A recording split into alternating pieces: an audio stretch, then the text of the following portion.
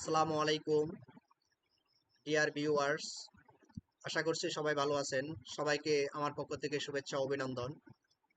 আমি আমার ভিডিওগুলোতে ধারাবাহিকভাবে ব্যাংকে বিভিন্ন গুরুত্বপূর্ণ টপিকস নিয়ে আলোচনা করে আসছি। আজকের ভিডিওটিতে আমি ব্যাংকগুলোতে কিভাবে টার্ম ডিপোজিট তথা ফিক্সড ডিপোজিট করা যায় এই বিষয়টি নিয়ে আলোচনা করব।